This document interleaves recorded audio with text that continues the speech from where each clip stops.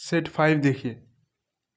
4 number question क्या है? संयुक्त वाक्य किसे कहते हैं?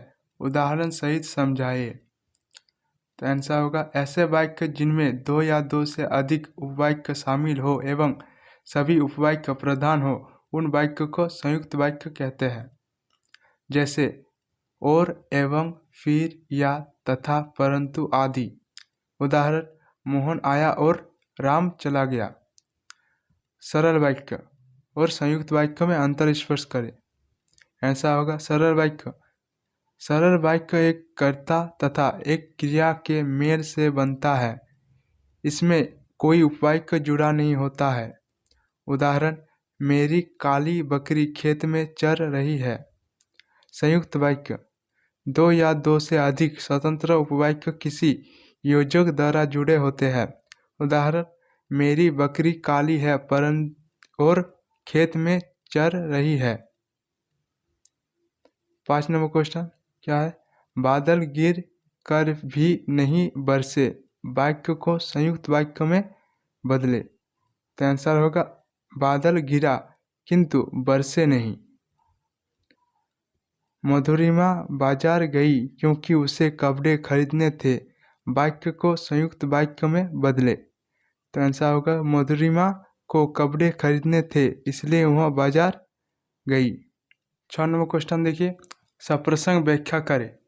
जिंदा रहने के मौसम बहुत है मगर जान देने की रुत रोज आती नहीं। हुस्न और इश्क दोनों को रुसवा करे वह जवानी जो खूह में नहाती नहीं। आंसर होगा प्रस्तुत पंक्तियों में देश के लिए युद्ध पर गए सैनिक कहते हैं कि संसार में जीवित रहने के अनेक कारण हैं, लेकिन देश के लिए मर मिटने का गौरव हर रोज नहीं मिलता। सैनिकों का मानना है कि जो जवानी खून में नहीं नहाती अर्थात देश के लिए बलिदान करना नहीं जानती, वह जवानी व्यर्थ है। ऐसी जवानी सौंदर्य और प्रेम दोनों को बदनाम करती है। कर चले हम फिदा गीत में कवि ने साथियों संबोधन का प्रयोग किसके लिए किया है? तो आंसर होगा कवि ने साथियों संबोधन का प्रयोग देशवासियों के लिए किया है जो देश की एकता को दर्शा रहा है। देशवासियों का संगठन ही देश को प्रगतिशील, विकासशील तथा समृद्धिशाली बनाता है। देशवासियों का परस्पर साथ ही देश की अनेकता में एकता जैसी विशिष्टता को मजबूत बनाता है। 7 नंबर क्वेश्चन आत्मत्राण कविता में कवि किससे और क्या प्रार्थना कर रहा है? तो आंसर होगा आत्मत्राण कविता में कवि रविंद्रनाथ ठाकुर ने करुणामय ईश्वर से प्रार्थना की है, करुणामय मुझे विपदाओं से बचाओ, संकट के समय में कभी भयभीत न हो, दुखों पर मैं विजय प्राप्त कर सकूं, बल और पुरुषार्थ नहीं हिले, हानि उठाने की क्षमता प्रदान करो। 8 नंबर देखिए निंदा फाजली का जीवन परिचय प्रस्तुत कीजिए।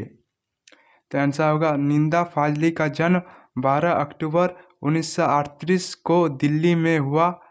इनका सारा बचपन ग्वालियर में व्यतीत हुआ।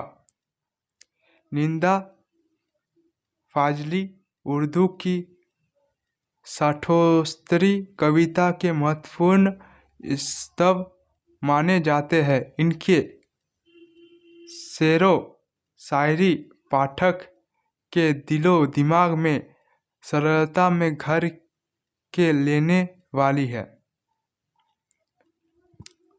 अब कहा दूसरों के दुख से दुखी होने वाली शीर्षक पाठ के आधार पर बताइए कि बढ़ती हुई आबादी का पर्यावरण पर क्या प्रभाव पड़ा है।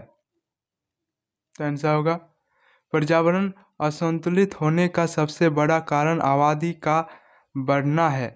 बढ़ती आवास की समस्या से निपटने के लिए मानव ने समुद्र की लहरों तक को सीमित कर दिया है। समुद्र के रेतीले तटों को भी मानवों ने नहीं छोड़ा, वहाँ पर भी इंसानों ने बस्ती बसा लिए, आसपास के जंगल काट काट कर नष्ट कर डाले हैं। इस तरह पर्यावरण के असंतुलन का जनजीवन तथा पर्यावरण पर गहरा प्रभाव पड़ा है।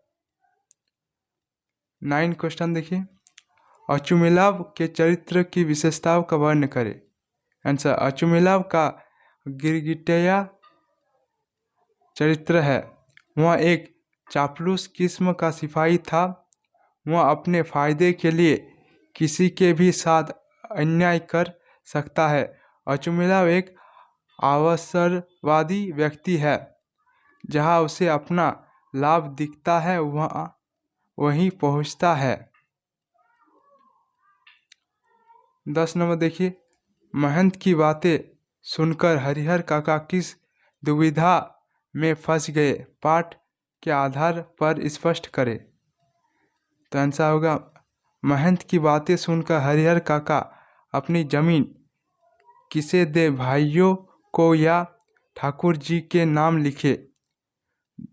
इस दुविधा में कैसे फंस गए।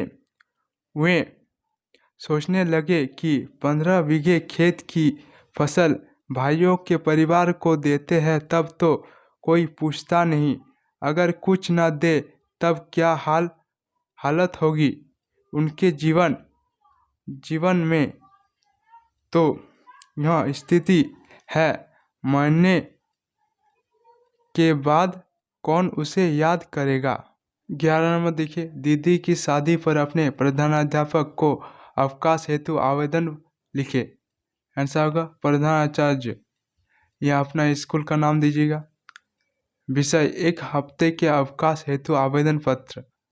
महोदय, इस पत्र के माध्यम से मैं सूचित करना चाहता हूं कि मैं आगामी 29 मार्च से लेकर 5 अप्रैल तक विद्यालय नहीं आ पाऊंगा क्योंकि मेरी बहन का विवाह होने वाला है। बड़ी बहन के विवाह में भाई की उपस्थिति होना अत्यंत जरूरी होती है। अतः आपसे विनम्र आग्रह है कि आप मुझे 1 सप्ताह की अवकाश देने की कृपा करें। आपका आज्ञाकारी छात्र, नाम राजेश, रोल नंबर लिखिएगा यहाँ पे। भाई की शादी पर अपने मित्र को एक निमंत्रण पत्र लिखे। तो आंसर होगा पुराना बाजार धनबाद। यहाँ अपना जगह का नाम दीजिएगा, फिर जब लिखेगा उसका डेट दीजिएगा। प्रिय मित्र कबीर, तुम्हें यह जानकर बहुत खुशी होगी कि मेरे भाई सुमन का शुभ विवाह 27/4/2022 को होना निश्चित हुआ है। बारात बस दौरा प्रातः 6 बजे निशा के लिए प्रस्थान करेगी। विवाह की इस शुभ बेला पर तुम सपरिवार आमंत्रित हो। कृपया निश्चित तिथि से 1-2 दिन पूर्व आ जाना, जिससे हम सब मिलकर विवाह के उत्सव का आनंद ले सके। आशा है कि तुम इस अवसर पर सपरिवार पधारकर समारोह को शोभा बढ़ाओगे और मुझे निराश नहीं करोगे। तुम्हारा मित्र राजेश। 12 का नंबर, शिक्षा में मोबाइल फ़ोन की उपयोगिता। संकेत बिंदु, भूमिका, सदुपयोग, दुरुपयोग, निष्कर्ष। भूमिका, मोबाइल शिक्षा का सरल और सुगम साधन बनता जा रहा है। मोबाइल के माध्यम से अनेकों ऐसे कक्षाएं चल रही है जो समाज के उत्थान में अहम भूमिका रखती है। शहर में जहां यह प्रचलित रूप से कार्य कर रही है, तो गांव भी इस प्रकार की शिक्षा को अपना रहा है। सदुपयोग, सबसे पहले तो विद्यार्थी इंटरनेट की मदद से किसी भी चीज़ के बारे में जानकारी प्राप्त कर सकते हैं।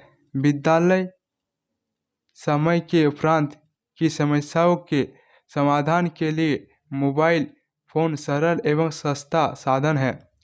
इनके द्वारा छात्रों के अधिगम स्तर में तीव्रता आती है तथा प्रत्येक छात्र को अपनी समस्या के समाधान के लिए विद्यालय खोलने की प्रतीक्षा नहीं करनी पड़ती।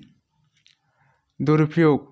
मोबाइल फ़ोन के एक और दुरुपयोग है तेज संगीत सुनना शामिल है। कुछ विद्यार्थी ने आज मोबाइल फ़ोन की इन मनोरंजक क्षमता को एक नए स्तर पर ले लिया है। वे व्यस्त सड़कों पर चलते हैं या जोर से संगीत सुनते हैं।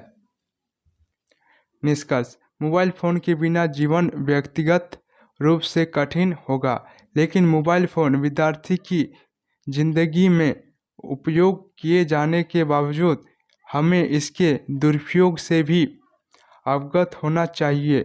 जब उचित रूप से उपयोग नहीं किया जाता है तो मोबाइल फ़ोन के स्वास्थ्य और सुरक्षा परिणाम हो सकते हैं। लास्ट क्वेश्चन है ये वाला 13 नंबर। देखिए, प्रधानाध्यापक और शिक्षार्थी के बीच नामांकन हेतु बातचीत पर एक संवाद लिखिए। आंसर होगा प्रधानाध्यापक, आप लोगों का नामांकन शुरू होने वाला है अगले कक्षा के लिए, इसलिए रोजाना स्कूल आया करो और अपने मित्रों को भी स्कूल आने के लिए कहो। शिक्षार्थी, ठीक है महाशय, कृपया मुझे बताइए कि नामांकन का कोई शुल्क भी लगेगा क्या? प्रधानाध्यापक, नहीं, कोई शुल्क नहीं लगेगा। शिक्षार्थी, तब तो बहुत अच्छा है। प्रधानाध्यापक, अंतिम तारीख से पहले नामांकन करा लेना और इसकी सूचना अपने मोहल्ले में भी दे देना। शिक्षार्थी, जी महाशय। देखिए, आप लोगों को जो क्वेश्चन आंसर बता रहे हैं वो बहुत ही शॉर्ट में है, तो आप लोग चैनल पर नए हैं तो इस चैनल को सब्सक्राइब करें और वीडियो को लाइक करें। मिलते हैं तब तक नेक्स्ट वीडियो में।